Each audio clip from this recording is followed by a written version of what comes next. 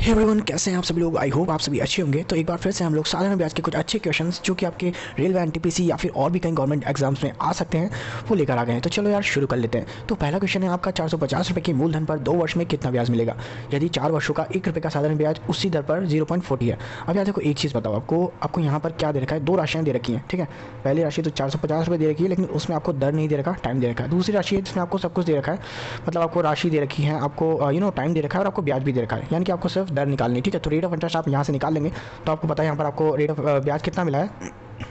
0.40 लिख लेते हैं हम लोग, ब्याज, साधारण ब्याज। उसके बाद नीचे मूलधन लिख लेते हैं, मूलधन हो गया आपका 1। ठीक है, उसके बाद में आपका टाइम कितना दे रखा है, 4, और आपका जो है 100 ऊपर लिखाई में आ जाता है, जैसा कि आपको बताया था मैंने फॉर्मूला, ये हो जाता है आपका रेट का। ठीक है, तो अब जैसे ही आप इसको काटते हैं तो ये 2 जीरो से ये वाले 2 जीरो चले जाएंगे। ठीक है, मतलब ये पॉइंट से 2 बार ये 2 जीरो चले जाएंगे और 4 से ये 10 बार चला जाएगा, यानी कि आपकी रेट ऑफ इंटरेस्ट 10% आ चुकी है। अब यहाँ पर कितना ले रखा है आपको, दूसरी राशि में आपकी रेट ऑफ इंटरेस्ट 2 वर्षों का दे रखा है आपको। ठीक है, तो अब आपको क्या करना है कि आपको पता है कि 1 वर्ष के लिए 10% होगा, तो 2 वर्षों के लिए 20% हो जाएगा। 20% मीन्स 20/100, जिसका मतलब होता है 1/5। ठीक है, तो 1/5 का मतलब हो गया, अगर आपके पास 450 रुपये है, ठीक है, तो 450 5 के बराबर हो जाएगा। दैट मीन्स एक कितने के बराबर हो जाएगा आपका, 90 के बराबर, और वही आपका आंसर होगा। ठीक है, तो चलो दूसरा क्वेश्चन करते हैं। तो आपका दूसरा क्वेश्चन है, 12,000 रुपये को 2 भागों में 6% तथा 5% की साधारण ब्याज की दर पर निवेश करते हैं। 4 वर्षों में उसके द्वारा अर्जित कुल ब्याज 2580 रुपये। 5 वर्ष पर निवेश की गई राशि बताओ। अब यार देखो, इस तरह के क्वेश्चन को आप चाहो तो फॉर्मूले से सॉल्व कर सकते हो, लेकिन ये काफ़ी लेंदी हो जाएगा।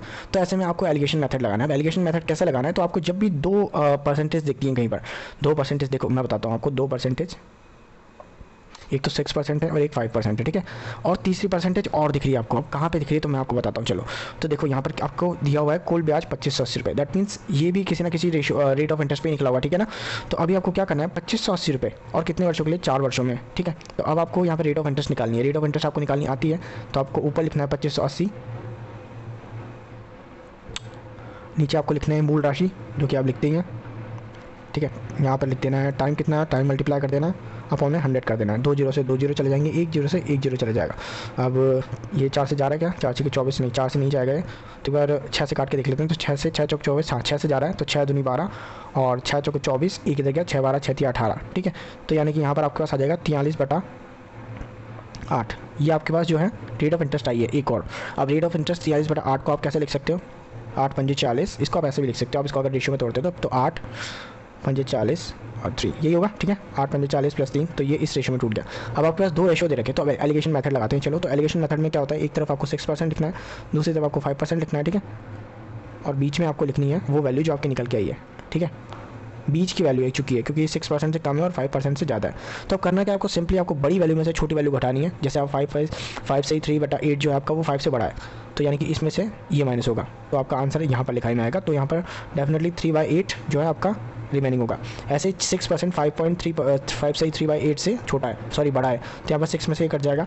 तो अब हमको पता है 3/8 कट गया, तो यहाँ पर कितना बचेगा, 5/8। ठीक है ना, तो 8 से 8 कट ही जाएगा, तो यहाँ पर हमारे पास रेशियो कितना आ गया, 5 और 3। तो 5 और 3 यही रेशियो होगा जो कि उसकी मूल राशि का होगा। तो यानी कि हमारे हिसाब से राशि कितनी है, 8। 5 + 3 को अगर हम जोड़ देते हैं तो 8 आता है, तो ये 8 हो गया। लेकिन एक्चुअल में ये राशि कितनी है आपको दिख रही है, 12,000 रुपये। ठीक है, दोबारा देख लो, ये देखो 12,000 रुपये। तो इसी को 8 के इक्वल पुट कर देंगे। तो 8 के इक्वल 12,000 को जैसे ही पुट करते हैं हम लोग, तो ये 8 एकम 8, 4 गया उधर जाएगा, तो 8 पंजे 40, 1500 बाहर जाएगा। ठीक है, 1500। अब आपसे क्या पूछ रहा है वो, अब आपसे पूछ रहा है 5% पर निवेश की गई राशि बताओ। ठीक है, तो 5% पर कौन सी राशि, 5% वाला रेशियो देख लो। 5% के नीचे रेशियो कौन सा है, 5%। ठीक है, ये 5% के नीचे 5 वाला रेशियो। ठीक है, तो अब आपको क्या करना है, 1500 को 5 से मल्टीप्लाई कर दोगे, तो सिंपली आपका आंसर आ जाएगा 7500। ठीक है, और यही आपका आंसर होगा। तो इस टाइप के क्वेश्चन को आपको हमेशा ऐसे ही करना है। तो ये तीसरा क्वेश्चन देख लेते हैं। इसमें लिख रखा है, मूलधन की राशि पर 4 वर्षों में 8% की वार्षिक दर से साधारण ब्याज 1200 रुपये है। मूलधन की तिगुनी राशि पर 3 वर्षों में 6% की दर से साधारण ब्याज बताओ। अब यहाँ पर देखो, आपको दे रखी है एक राशि दे रखी है, मतलब मूलधन नहीं दे रखा, आपको सिर्फ राशि ब्याज वगैरह दे रखा है। तो चलो पहले राशि निकाल लेते हैं। तो राशि निकालने के लिए क्या करते हैं, सिंपली हमको क्या क्या दिया हुआ है, हमको पी निकालना है। तो दैट मीन्स पी निकालना है, तो आपको भी पता होगा हमारा फॉर्मूला क्या हो जाता है। यहाँ पर एस आई के नीचे हमको रेट ऑफ इंटरेस्ट यानी कि 8%, टाइम यानी कि 4, और 100 ऊपर चला जाएगा, इससे निकल जाएगा ना। ठीक है, तो 8 16 8 24 आ जाते सारे ब्याज बाद। हाँ ठीक है, तो अब इसको कर देंगे तो 4 से 3 बार जाएगा 300, और काटें क्या फ़ायदा, चलो काट लेते हैं। 4 दूनी 8 और 4 25 100, 2 से चला जाएगा 150 बार, और 15 × 25 कितना होता है? 15 × 25 होता है आई थिंक 25 तो 3750 होता है, ठीक है। यही आपका जो है मूलधन होगा।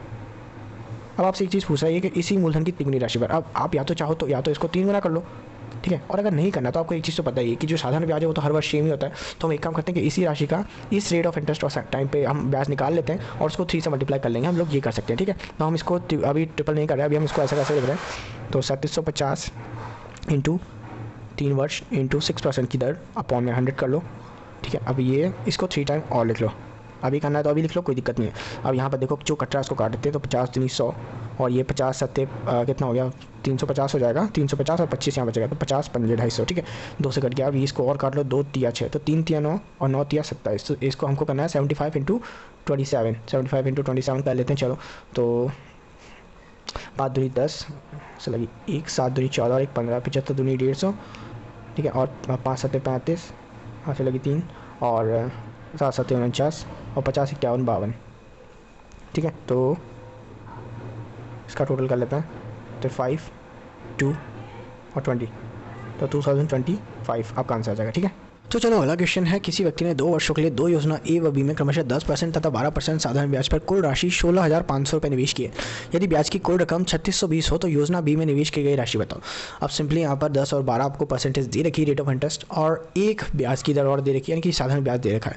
यानी कि आप क्या निकाल सकते हो कि एक रेट ऑफ इंटरेस्ट और निकाल सकते हो और इसमें भी एलिगेशन मेथड लगा सकते हो, ठीक है। तो हम सिंपली निकाल लेते हैं। तो यहाँ पर हमको 2 वर्ष दे रखे हैं, 2 वर्षों के लिए 3620, दैट मीन्स अगर हम चाहें तो, ठीक है, 2 वर्षों के लिए 3620, तो यहाँ पर लिख देते हैं ऊपर हम 3620, नीचे हमको लिखनी है मूल राशि 16,500 और इंटू टाइम और इंटू 100 कर दो, 2 जीरो से 2 जीरो जाएंगे, तो हमारे पास नीचे बचेगा एक तो 165 बचेगा और दूसरा बचेगा 2, ठीक है। तो पहले क्या करते हैं हम लोग 2 से काट लेते हैं, तो 2 18 36 और 2 10, ठीक है। तो 1810 हो गया नीचे, और नीचे ऊपर और नीचे की साइड है 165, तो अभी 5 से कट रहा है, ये काट लेते हैं। चलो 5 तिया 15 और 5 तिया 15, ये 5 तिया 15 और 3 इधर जाएगा, 5 छंग 30 और 5 दूनी 10, तो 362/33। तो ये लगभग इसी टाइप का रेशियो आ रहा है और ये उसके बाद में नहीं कटेगा, ठीक है। हम एक काम करते हैं कि इसी को लिख लेते हैं, इसी रेशियो को। हमारे पास क्या रेशियो आ गया, 362/33, ये नहीं कटेगा। अगर कटेगा तो पॉइंट वगैरह में जाएगा, तो हम इतनी ज़्यादा प्रॉब्लम नहीं करेंगे। यहाँ सिंपली लिख लेते हैं 10%, 12% और बीच में लिख लेते हैं 362/33। अब देखो यहाँ पर क्या छोटी वैल्यू क्या है, 10, तो 10 को इसमें से घटाएंगे, ठीक है। और यहाँ पर बड़ी वैल्यू क्या है, 12, तो 12 में से इसको घटाएंगे, ठीक है। तो चलो घटा लेते हैं, थोड़ा सा सॉल्व करना पड़ेगा इसमें, तो करते हैं। चलो 12 माइनस 362/33 और यहाँ पर 362/33 माइनस 10, इसका सॉल्यूशन निकालते हैं। जैसे हम इसको मल्टीप्लाई करते हैं तो 3 33 330 हो जाएगा और 33 दूनी 66, तो ये हो जाएगा 396, ठीक है। 396 माइनस 362, तो 396 माइनस 362 करेंगे, विच तो हो जाएगा हमारे पास ये कितना, 34, ठीक है, 34 और अपॉन में 33। उसके बाद में ये 362 माइनस 10, तो ये हो जाएगा 330, तो यहाँ पर हमारे पास बचेगा 32/33, ठीक है। ये रेशियो होगा, तो 33 तो कट ही जाएगा। तो हमारे पास क्या बचा यहाँ पर, तो हमारे पास यहाँ पर बच जाएगा 34/32। इसको और सॉल्व कर लो, तो ये 17 बार जाएगा, 2 से ये 16 बार जाएगा। तो अब हमसे क्या चीज़ पूछी गई है, आई थिंक हमसे पूछा गया है योजना बी में निवेश। अब योजना बी में हमको पता है 12% से निवेश किया गया था, तो योजना बी में हम लोग कितना मल्टीप्लाई कर देंगे, 17 16, तो 17 16 एक बार पहले टोटल कर लो, 17 और 16 का टोटल कितना हो रहा है, 17 16 का टोटल हो रहा है 33 हो रहा है, ठीक है। 23 और 33, हाँ 33 हो रहा है, तो 33 और हमारे पास एक्चुअल राशि कितनी दी गई है, 16,500 ना, तो 33 16,500 के इक्वल हो जाएगी और इंटू 16 कर दो, तो 33 से कितनी बार जाएगा, 5 टाइम जाएगा, तो 500 और 500 को 16 से मल्टीप्लाई कर देंगे तो हमारे पास आ जाएगा 16 पंजे 80 और 8,000, और यही हमारा आंसर होगा, ठीक है। चलो नेक्स्ट क्वेश्चन कर लेते हैं। किसी निश्चित राशि के 1/3 भाग 3% पर, 1/6 भाग 6% पर तथा बाकी का भाग जो है वो 8% पर निवेश करते हैं। सभी राशियों पर साधारण ब्याज 2 वर्षों के लिए 600 रुपये, तो राशि बताओ, ठीक है। तो पहले तो यही निकाल लो कि 2 वर्षों के लिए 600 रुपये है ब्याज, तो 1 वर्ष के लिए कितना होगा, तो 600/2 300, ठीक है। 1 वर्ष का ब्याज 300 रुपये। अब यहाँ पर 2 रेशियो दे रखे हैं आपको 6%, नहीं अभी तो सॉरी, यहाँ पर तो 3 राशियाँ अलग अलग। तो यहाँ पर किस तरीके से करेंगे, तो एक चीज़ देखो यहाँ पर हमको दिख रखी है, एक तो 1/3 भाग और 1/6 भाग, ठीक है, और शेष राशि। तो हम यहाँ पे क्या करना पड़ेगा, इन दोनों का एलसीएम ले लेते हैं, एलसीएम हो जाएगा इन दोनों का 6, ठीक है। अब हम एक काम करते हैं, हमको 6 मिल चुका है इसका एलसीएम, तो हम एक काम करते हैं कि अब इसका 6 को जो है मूल राशि मान लेते हैं, ठीक है। अब 6 को मूल राशि मान लेते हैं, तो पहले क्या दे रखा है, इस राशि का 1/3 भाग, यानी 6 का 1/3 कितना हो जाएगा, 6 का 1/3 होता है 2, तो 2 एक्स और मान लो, ठीक है, एक्स मूल राशि मान लो, कोई दिक्कत नहीं है। उसके बाद में कितना दे रखा है, rate of interest, rate of interest हमको दे रखा है यहाँ पर 8%, सॉरी 3%, तो इंटू 3 कर दो, ठीक है, प्लस ओ सॉरी थोड़ा मैं इसको नीचे लिख लेता हूँ, ज़्यादा बेटर होगा, है ना। तो यहाँ पर एक काम करते हैं ना, पहले तो हम लोग x को कॉमन ले लेते हैं, क्योंकि हमको लिखना तो प्लस ही करके ही है, तो x को कॉमन ले लो, प्लस यहाँ पर टाइम कितना दे रखा है, तो यहाँ पर हम लोग एक काम करते हैं, है ना, x को कॉमन ले लिया। अब यहाँ पर हमको जो है 1/3 भाग लेना है 6 का, मूल राशि हम लोगों ने मानी है 6, ठीक है, पूरी राशि 6 है, 6 का 1/3 हो जाएगा 2x, सॉरी x तो हमने भाग ले लिया, तो 2 इंटू टाइम कितना दे रखा है, 3% रेट ऑफ इंटरेस्ट दे रखा है, ठीक है, और टाइम तो सबका बराबर ही है 2 वर्षों के लिए, तो 2 भी बाहर ले लो, कॉमन ले लो, ठीक है, प्लस और 100 भी कॉमन ले लो, क्योंकि नीचे 100 भी आना ही है, आपको पता है। उसके बाद में 1/6 भाग, यानी कि 6 का 1/6 कितना होगा 1, और 1 और कितनी परसेंट रेट ऑफ इंटरेस्ट है यहाँ पर 6%, है ना, तो प्लस उसके बाद में तीसरी राशि क्या बची, 2 + 1, यानी कि 3 तो हो गया ऑलरेडी, 2 + 1 3 तो यूज़ हो गया, तो अब 6 में से 3 यूज़ हो गया, दैट मीन्स 3 बचा, और 3 इंटू 8% की दर है 24, और ये क्या है टोटल 300 के बराबर है, ठीक है। टोटल कर लो इनको, तो यहाँ पर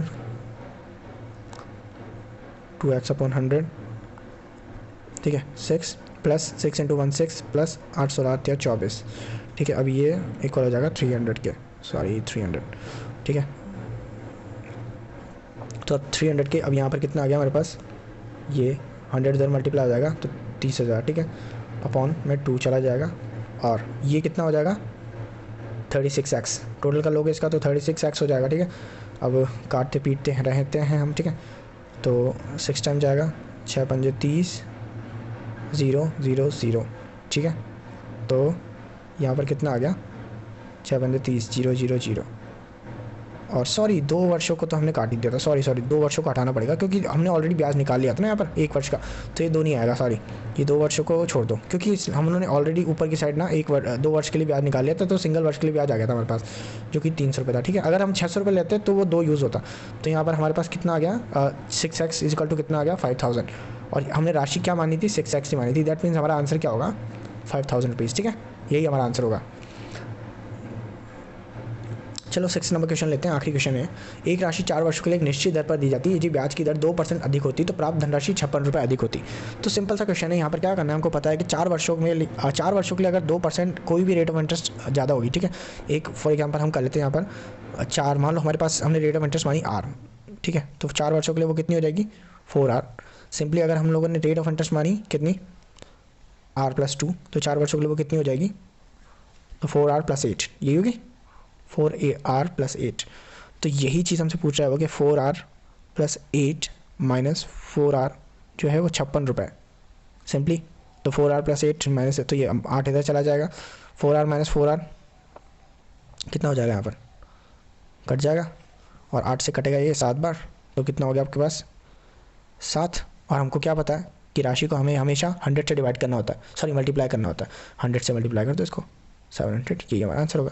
और या फिर सिंपली ऐसे नहीं निकालते ना, तो हम लोग सिंपली ऐसे निकाल लेते हैं कि देखो क्वेश्चन देख के निकल जाता है ये वाला, तो इसमें वाले क्या करते हैं, देखो 4 वर्षों के लिए एक निश्चित दर पर दी गई है, और ब्याज की दर क्या है, जो है 2% अधिक है, तो 4 दूनी 8 हमें पता चल रहा है, तो 8 को 56 से डिवाइड कर दो, सिंपली पता चल रहा है 7, तो वहाँ पर 2 0 जोड़ दो, 700 रुपये हमारा आंसर आ जाएगा, ठीक है। तो बस यहाँ पहले आज की वीडियो देखते हैं, अगर आपको वीडियो पसंद आया तो लाइक कर देना, चैनल पर नहीं हो तो सब्सक्राइब कर देना, मिलते हैं आपसे अगले वीडियो में, बाय बाय।